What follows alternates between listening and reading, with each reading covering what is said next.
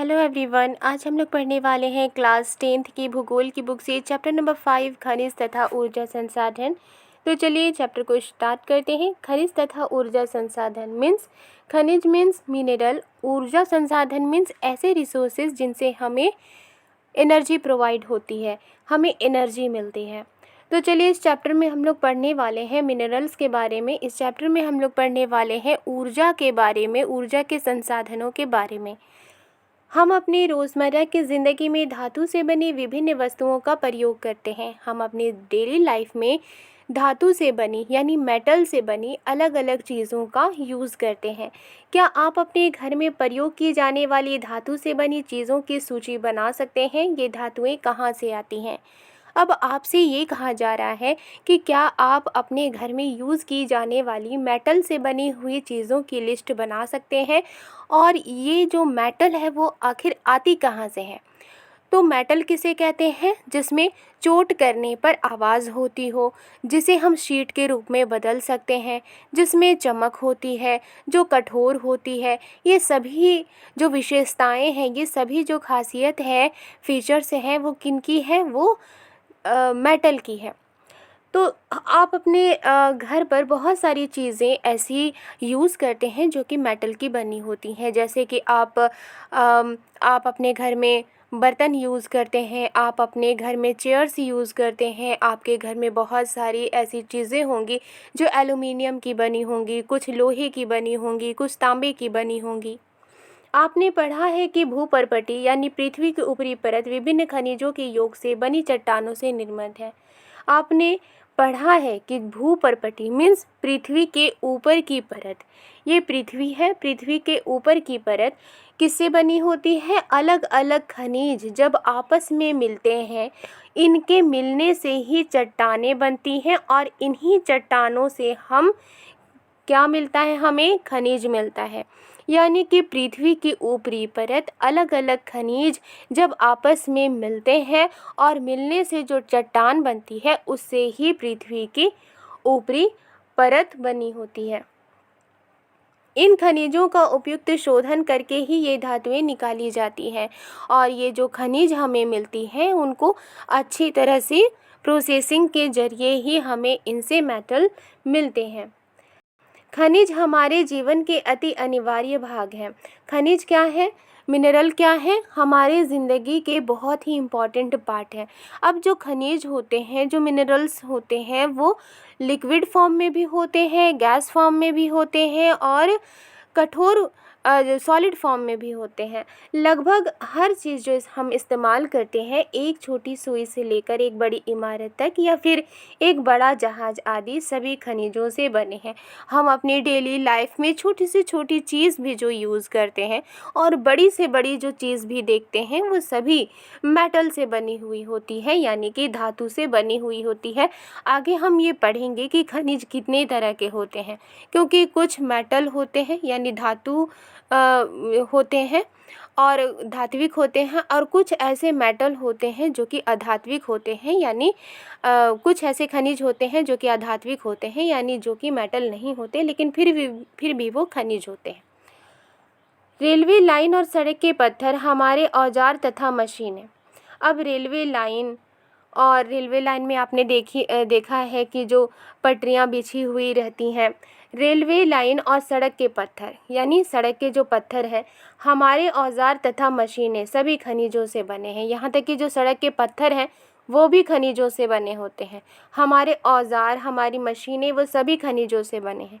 कारें, बसें, रेलगाड़ियाँ, हवाई जहाज़ सभी खनिजों से निर्मित हैं और धरती से प्राप्त ऊर्जा के साधनों द्वारा चालित होते हैं।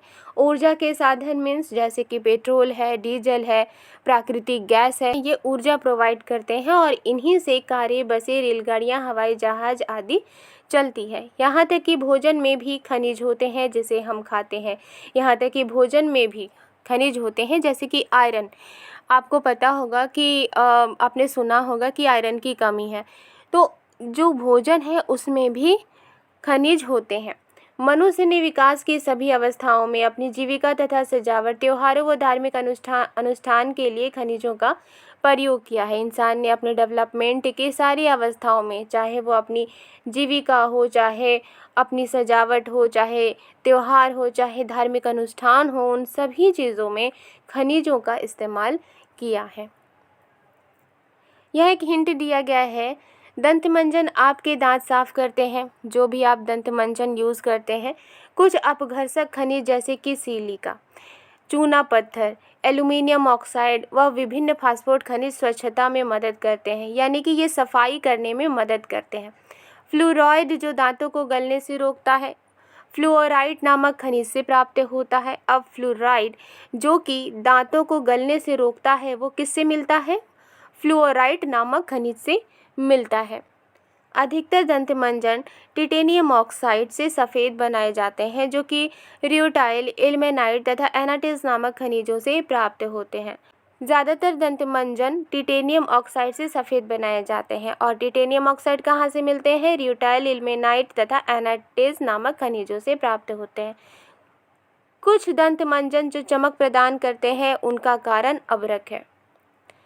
तो इस तरह से हम दंत मंजन का एग्जाम्पल लेकर समझ सकते हैं कि जो खनिज है वो हमारी लाइफ में कितनी इम्पॉर्टेंट है। खनिज क्या है? भूवैज्ञानिकों के अनुसार खनिज एक प्राकृतिक रूप से विद्यमान समरूप तत्व है जिसकी एक निश्चित आंतरिक संरचना है। यानी भूवैज्ञानिक यानी जो ज़मीन के बारे में, जो भू के बारे में, पृथ्वी के बारे में जो स्टडी करते हैं, ऐसे वैज्ञानिकों के अनुसार खनिज क्या है? एक नेचुरल रूप में वो विद्यमान होती है। वो एक तत्व है जिसकी अपनी आंतरिक संरचना है, अपनी एक बनावट है।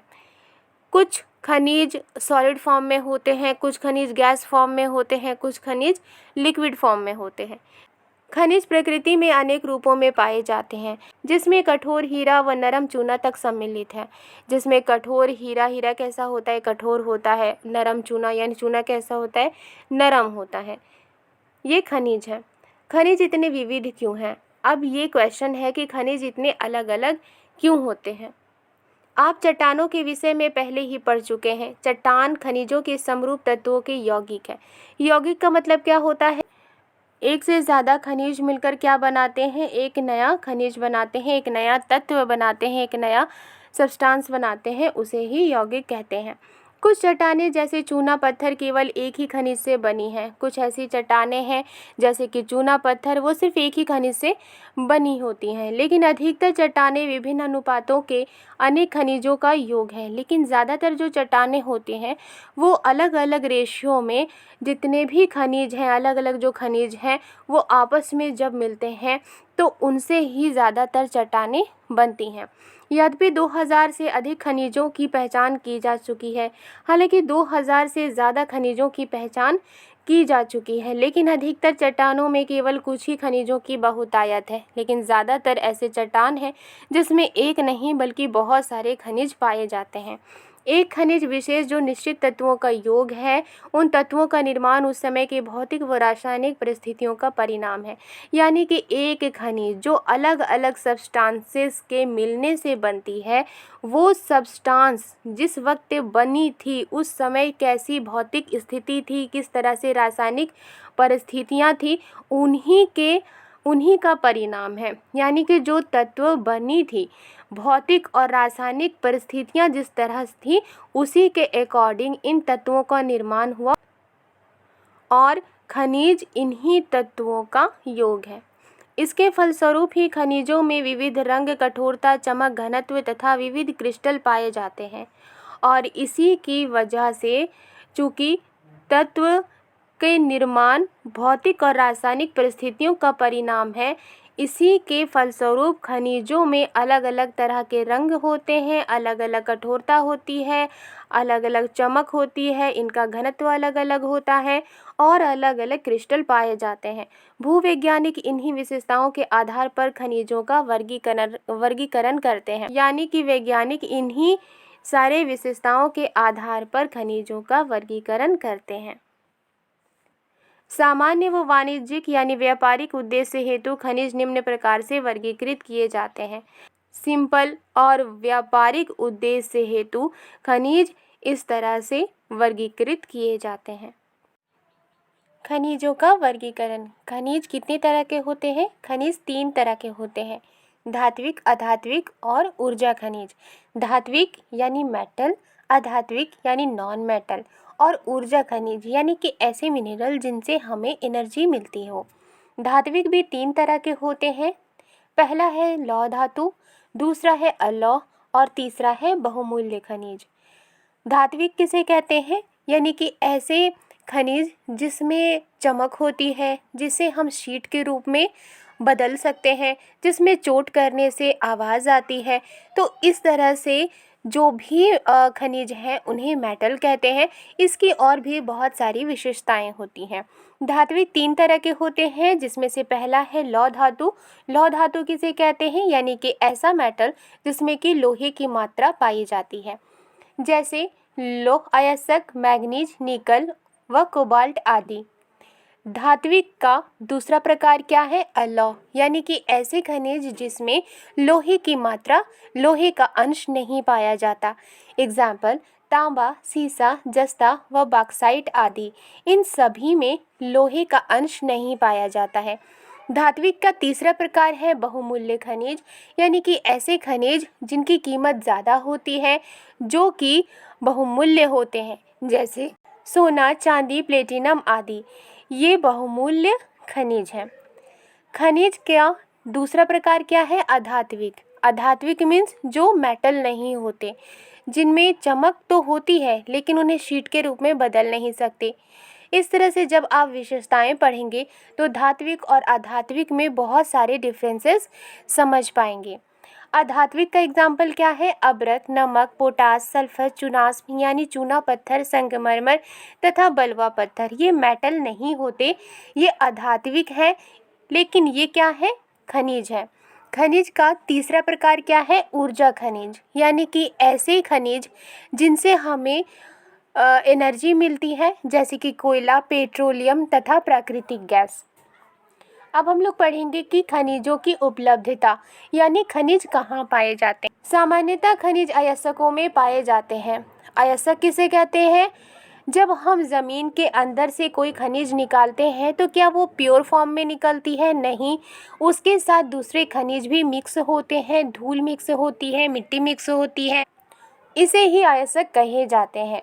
और खनिज कहाँ पाए जाते हैं? ऐसे ही अयस्कों में पाए जाते हैं, जिन्हें हम ओर्स कहते हैं। किसी भी खनिज में अन्य अवयवों या तत्वों के मिश्रण या संचयन हेतु अयस्क शब्द का प्रयोग किया जाता है। अयस्क शब्द का यूज़ कहाँ किया जाता है? जब भी कोई खनिज होती है उसमें जो भी तत्व मिले हुए होते हैं, जितने भी तत्व यानी एक से ज़्यादा अगर तत्व मिले हुए होते हैं, एक से ज़्यादा सब्सटेंस मिले हुए होते हैं, तो इस तरह के मिश्रण को हम अयस्क कहते हैं। खनन का आर्थिक महत्व तभी है जब अयस्क में खनिजों का संचयन पर्याप्त मात्रा में हो। जब हम ज़मीन से कोई अयस्क निकालते हैं, उसमें खनिज की मात्रा ही नहीं होती है ज़्यादा, तो क्या हम उसको वैल्यू दे सकते हैं? हम तो वहाँ से ज़्यादा खनिज को खुदाई करेंगे जहाँ पर खनिज की मात्रा ज़्यादा हो, और उस वक्त उसकी आर्थिक वैल्यू भी होती है। खनिजों के खनन की सुविधा इनके निर्माण व संरचना पर निर्भर है।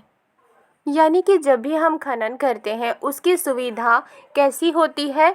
उस खनिज के निर्माण और संरचना के आधार पर।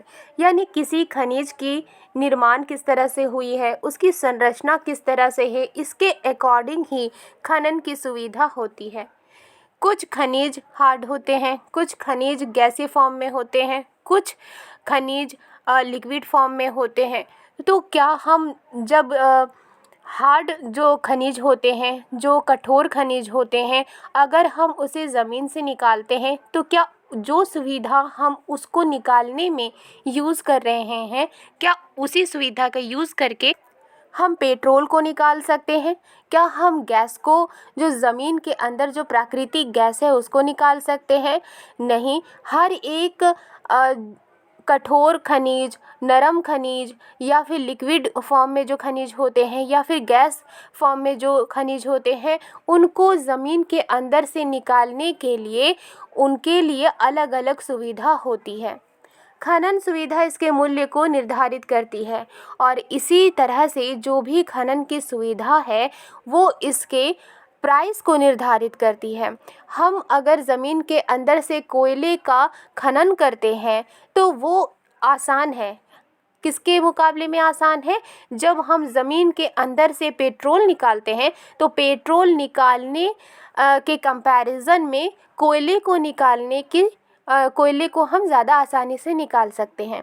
लेकिन गैस की प्राकृतिक गैस की बात करें तो वो भी उसकी जो सुविधा होती है वो किसी कठोर खनिज के निकालने से ज़्यादा वो कठोर होती है। यानी कि गैस जब हम प्राकृतिक गैस को ज़मीन के अंदर से निकालते हैं तो उसकी सुविधा ज़्यादा हार्ड होती है और जो कोयला है या फिर अब्रक है इसको जब हम ज़मीन के अंदर से खनन करते हैं तो इसकी जो सुविधा होती है वो आसान होती है। लेकिन प्राकृतिक गैस को ज़मीन के अंदर से निकालना, पेट्रोल को ज़मीन के अंदर से निकालना, इसकी सुविधा हार्ड होती है,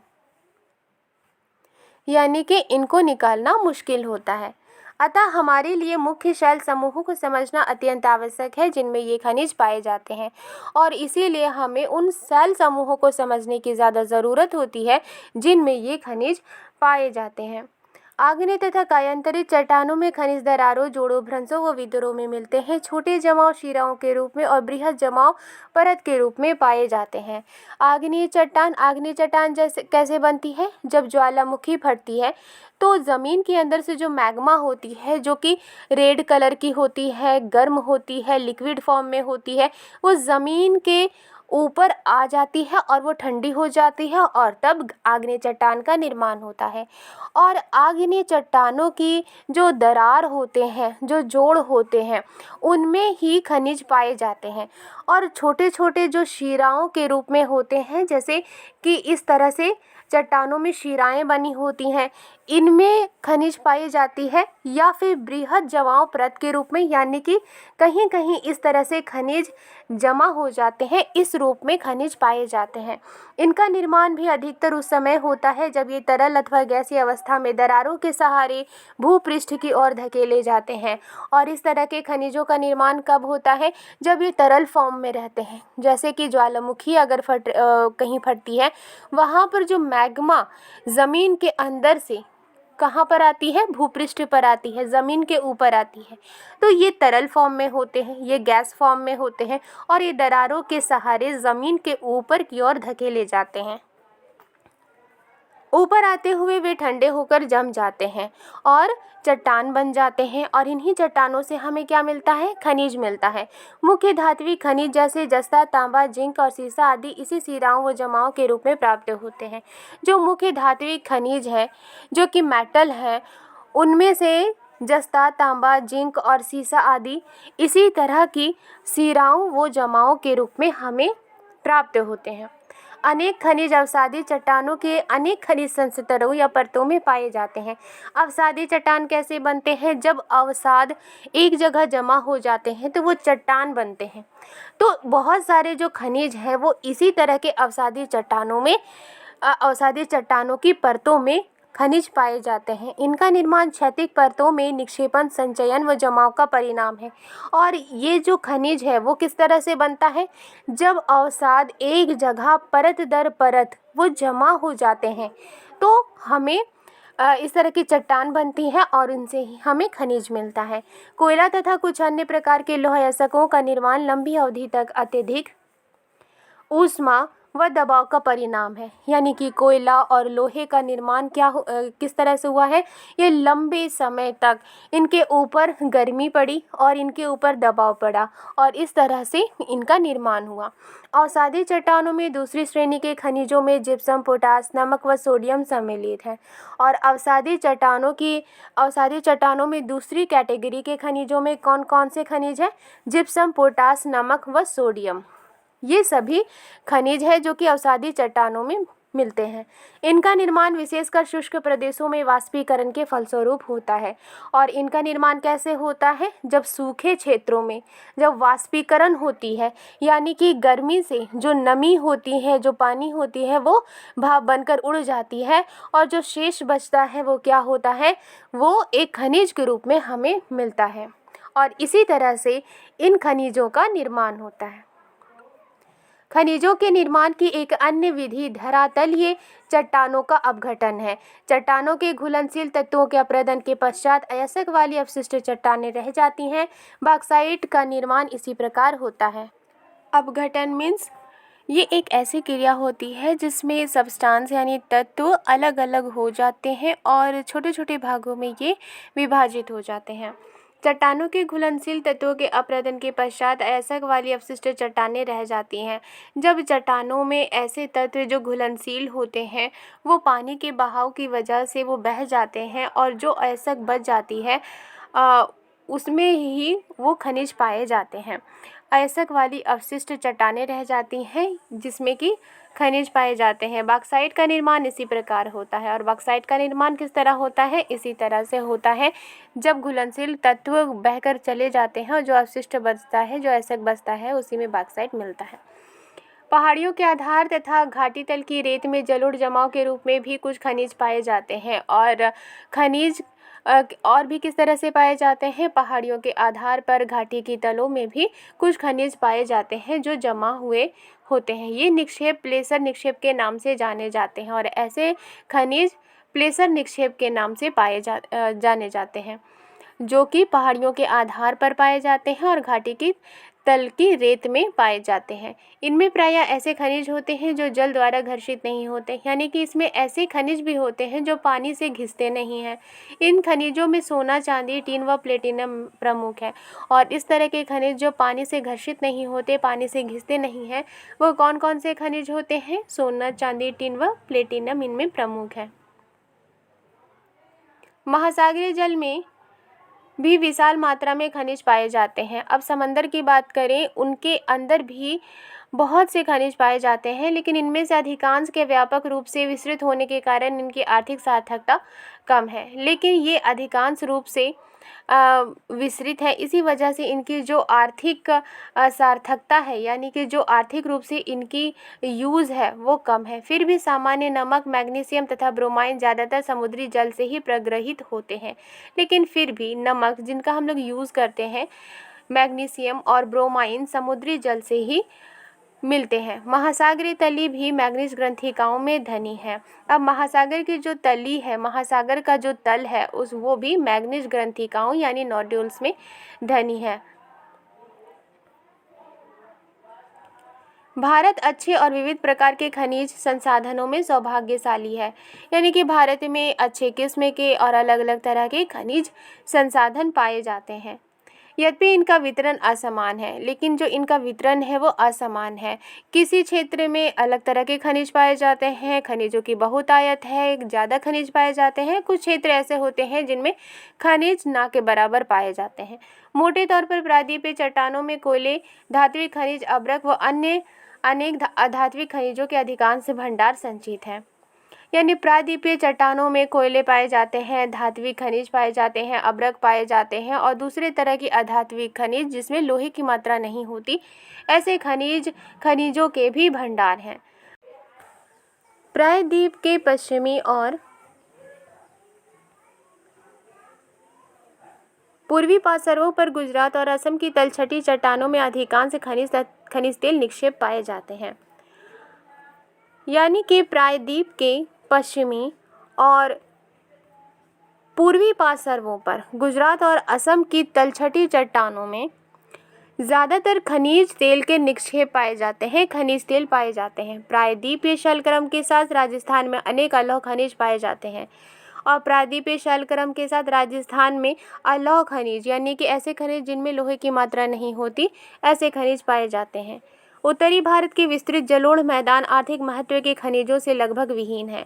यानी उत्तर भारत में जलोढ़ मैदान जो है वो आर्थिक महत्व के खनिजों से, यानी कि ऐसे खनिज जिनका आर्थिक महत्व है, ऐसे खनिज वहाँ लगभग विहीन है, यानी ऐसे खनिज वहाँ नहीं पाए जाते।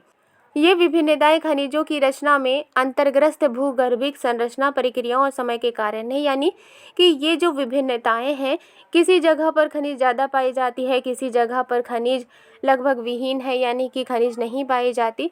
ये विभिन्नताएं क्यों हैं?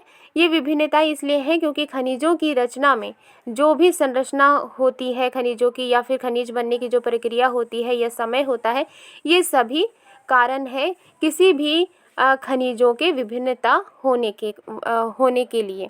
यानी कि अलग अलग क्षेत्र में अलग अलग तरह के खनिज पाए जाते हैं, उनमें विभिन्नताएं हैं। कहीं ज़्यादा खनिज पाई जाती हैं, कहीं कम खनिज पाई जाती है। इसके क्या कारण है? इसके कारण है खनिजों की संरचना प्रक्रिया और समय, इनके कारण है। आज के लिए बस इतना ही। वीडियो पसंद आई है तो लाइक एंड सब्सक्राइब करना मत भूलिएगा। मिलते हैं नेक्स्ट वीडियो में। Thank you.